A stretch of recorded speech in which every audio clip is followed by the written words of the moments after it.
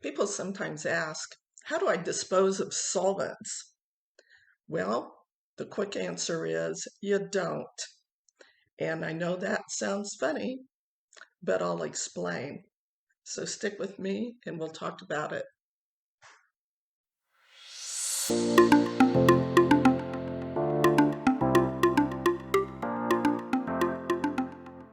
Hello again and welcome.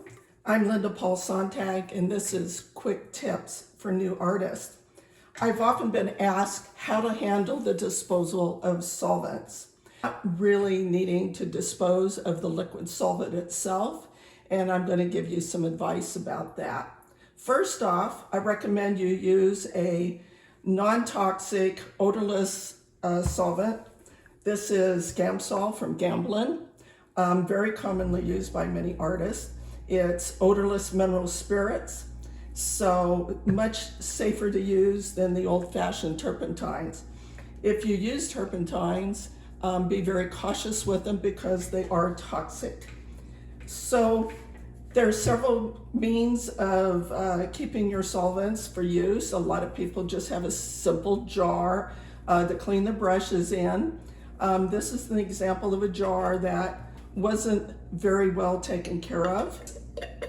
Now I use this container. They're not very cheap. They're rather expensive, as a matter of fact, but they're good for many years, and they're so well sealed that you can travel with them.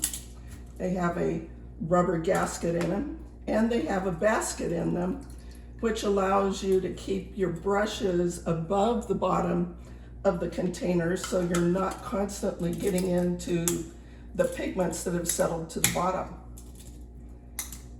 So when you feel that your solvent is ready to be refreshed, you simply add to it.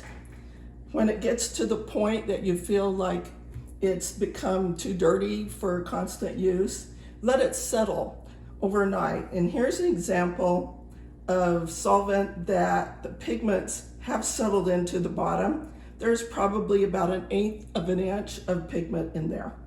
So you simply do this.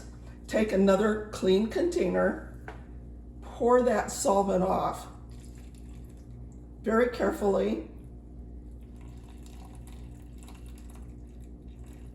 and then when you get to the point that you're just about to pour the settled pigments, you stop. So then you have essentially solid material at the bottom. It's a little gushy, but you can expect that. Then take a rag or a paper towel. I try not to get my hands in there because even though it's non-toxic, it's still not a good idea to have it on your skin very much. And simply clean out the bottom of that jar. Once you have your rag clean, be sure to let it dry out before you dispose of it. It's just good practice, especially if you're using turpentines.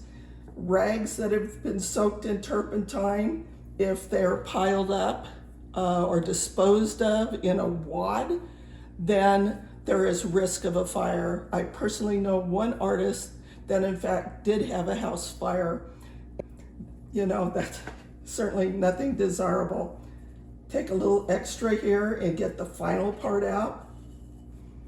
Have a completely clean container, and then you simply return your solvent to whatever container that you are using in your routine painting.